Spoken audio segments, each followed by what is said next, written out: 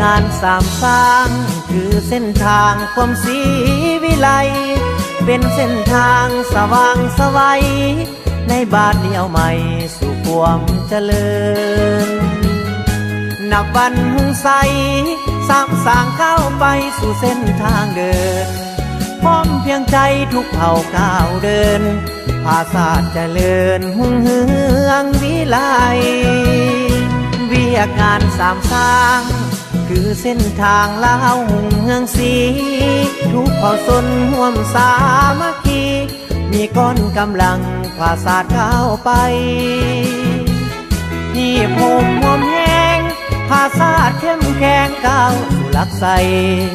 พากนำพาส่องเยืองทางให้สามสร้างก้าวไปบ่ได้รอท่าหีบมาสร้างแขวงเป็นหัวหน่วยยุทธศาสตร์ทุ่มเททุกความสามารถเพื่อประเทศชาติเฮาพร้อมกันสร้างสร้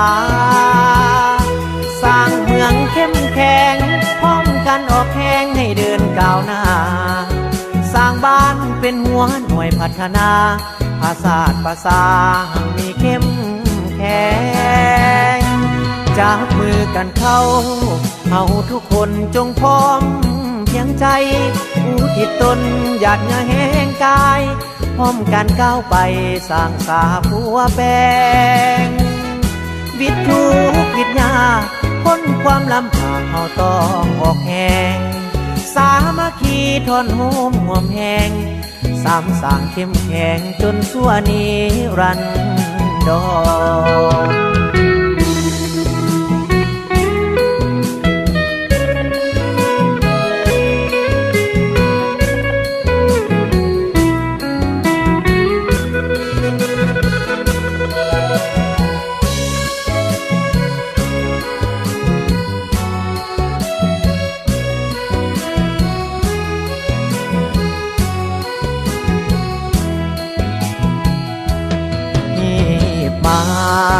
สร้างแขวงเป็นหัวหน่วยยุทธศาสตร์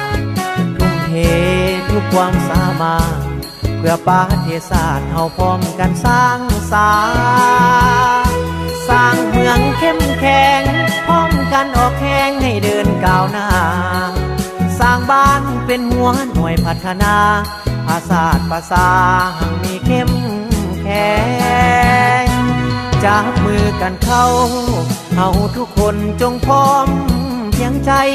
อุทิศตนหยาดเหงื่อแห้งกายพร้อมกันก้าวไปสร้างสาผัวแปลงวิทย์ทุกวิทยาพ้นความลำบากเฮาต้องออกแห่งสามัคคีทนโฮมห่วมแหง